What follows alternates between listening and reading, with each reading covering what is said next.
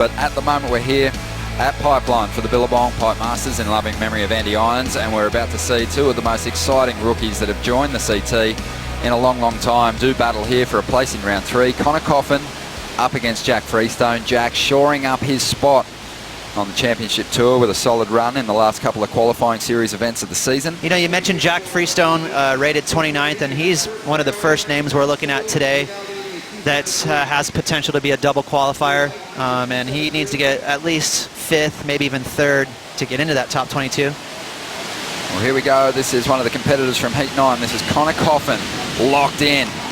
A nice little inside bowl, and that is the rail work that we have been loving from Connor all season. Well, you can see, you just saw his stats there. You know, he's about 5'9", weighs about 165 pounds, and it really enables him to be compact and sit low through those carves right there. You know, he's I would like to say equal stanced. He's equally weighted on his front and back foot, and that enables him to squat through those carves like that right there. So he compresses through those hacks. You know, even though he's not a 6'3" and 200 pounds, he's still so powerful because of his technique. Just on 31.5 minutes remaining for Connor and Freestone. And Connor's put away a 7 on his first wave. Barreled, and that's what Stewie did, but he didn't anticipate that little deep spot. Sitting a little further inside is Connor Coffin, looking for a backup to the 7-point ride he had earlier on. And he'll get it just there. Still 30.5 minutes remaining for Jack Freestone to put a couple of numbers up. And he is well positioned to have a crack at this wave, but he's just feeling he's a little too deep. So Freestone benefits.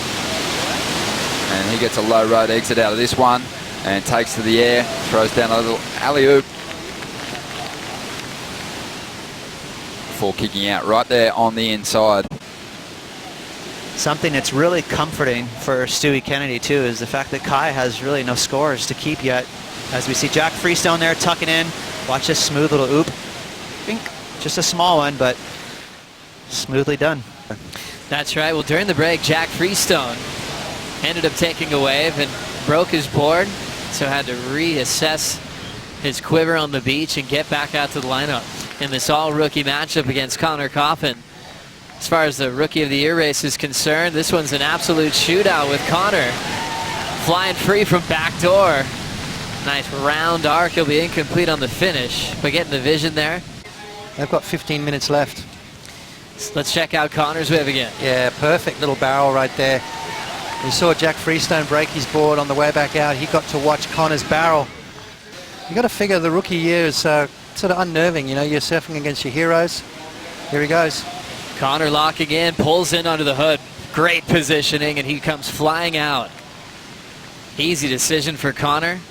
Getting that wave under Jack's priority to back up his 5.5. Now Freestone on the next one. Nice casual style, pulling into the pit. Will he get an exit? He does. He's able to sneak out right in front of the Billabong house where he has a spot to stay each and every year. To really get a giddy up on and try and manufacture an exit, which he did perfectly. Let's have a look. You can see him driving through the barrel and then just sneaks out before that thing shuts down. That's just really good wave knowledge right there. Connor as well, just ducking underneath the hood. Connor trying to replace a 5.5, and Jack just trying to put a real solid score on the board. Now taking a turn is Connor Coffin from Santa Barbara, California. Pulls in super deep. This thing staying nice and hollow. Can Connor make it out? The wave spits without him. It looked like he had the perfect read on the takeoff pots. Unfortunately, he ended up going down. Screamer of a score, but unfortunately he didn't come out. Connor Coffin, you can see how he was stalling and then got sort of stuck in that white water there, the foam unhinging him. So just trying to get a little bit too deep there, Joe. Absolutely perfect timing. Such a beautiful morning for pro surfing. Watching this now with Jack Freestone. Stalls in the barrel. Great positioning. Gets a little bit deeper. Comes flying out. There's the hack to seal the deal into a bonus snap. Bottom drops out and Freestone tries to hang on to the finish. One of his better looks so far in this matchup against Connor. Freestone needing a 6.68 to take the lead. Joe, how much money would you have paid for this wave right here? I mean, Let's have a look. Just perfect there from Jack Freestone, maximizing the time behind the curtain. The crowd literally erupt as he just goes into that beautiful turn. Jack Freestone is going to put his best score on the board, needing a 6.68. Look at this. Perfect positioning. Look at the form right there, slowing himself down as that wave just opens up nice and wide through that inside section. Jack comes out untouched, and that is going to be his best score at the moment. A 3.33 as he's back up. That is long gone. Jack Freestone, a two-time World Junior champ, was destined to be on the top 34. But Potts, meanwhile, scores come through for Freestone. It's a lead change, a big 7.83. Connor to second. And an opportunity to answer back quickly as Connor Coffin pulls into a dreamy section over the foam ball, and he comes flying out. The rookies are putting on a show at Backdoor today, Potts. Connor from California, but his family owns a house right on this beach, so he's looking real comfortable. Oh, absolutely, as he goes up and over the foam ball right there. Trying to improve on a 5.50. Connor Coffin having an absolute ball. Great interview from Rosie Hodge and Kai Otten downstairs. Kai has been on tour for a long time now and still thinking about what possibilities will hold for him at this event and next season. Catching up to Freestone out of the barrel and blitzing it off the lip. Throw tail, lay back, and recovers. Freestone's having a ball out here at Backdoor today. Connor Coffin, look at that score on his last one. Joe gets him back up into that first spot. So we saw Freestone take the lead with a 7.83. Connor on the next exchange, a 7.33, back in first.